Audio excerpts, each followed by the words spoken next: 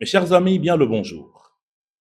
La Synco a rendu un communiqué public qui reprend exactement sa position en ce qui concerne le débat actuel, qui tourne sur la modernisation de nos institutions selon la volonté du président de la République pour que notre loi fondamentale puisse apporter au Congo un élan de développement. Il faut bien se dire que la Synco, avant de prendre position dans ce débat, a fait exactement la même chose que l'ECC, c'est-à-dire inviter un représentant du camp du oui à ces réformes. Pour le compte de la majorité, c'était l'honorable premier président de l'Assemblée nationale, professeur Chilumbaï. Et pour le camp du non, c'est M. Delis Esanga qui est venu représenter le C64 et tous les autres. Et il y a eu choc des idées.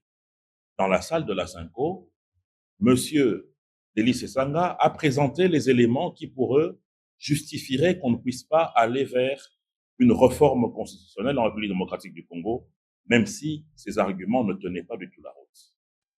Également, pour le compte de notre camp, l'honorable Chilumbaï a avec brio expliqué le besoin qu'il fallait nécessairement quitter le cadre institutionnel établi en 2006 pour aller vers un nouveau qui pourrait apporter au peuple congolais et à la RDC un développement assuré.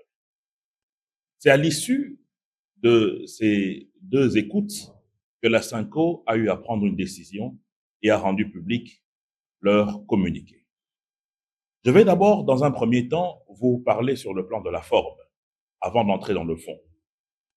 Sur le plan de la forme, la Synco a fait exactement le même exercice que l'ECC, et cela s'appelle la démocratie, même si cela a été fait dans une salle, dans un cadre restreint. C'est-à-dire écouter les uns et écouter les autres et tirer sa propre conclusion.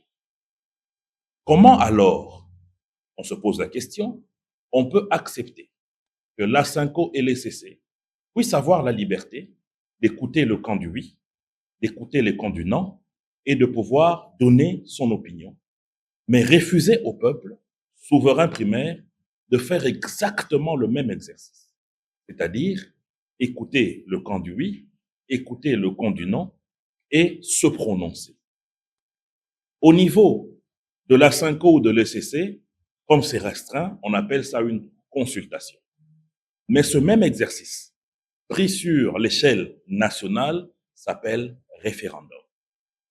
Donc, si la Synco et l'ECC ont le droit de consulter les deux camps pour qu'ils aient leur propre opinion sur la question, ils ne peuvent pas, au même moment, interdire au peuple de passer au même exercice. C'est-à-dire, écoutez, nous, la majorité qui souhaitons qu'il y ait une évolution de notre cadre constitutionnel, mais écoutez aussi ceux qui disent non et que le peuple se fasse son opinion. Refuser cela au peuple, c'est aller vers une dictature de l'élite et c'est l'application d'une inquisition sur une pensée et une pratique démocratique. Cela est inacceptable. Donc, il faut que les prélats soient logiques envers eux-mêmes. L'exercice qu'ils ont eu à faire est démocratique, et bien qu'ils laissent aussi le peuple pratiquer le même exercice. Venons-en maintenant sur le plan du fond. Le texte a plus été un relais du discours porté par le Rwanda, l'AFCM 23 et souvent le Congo.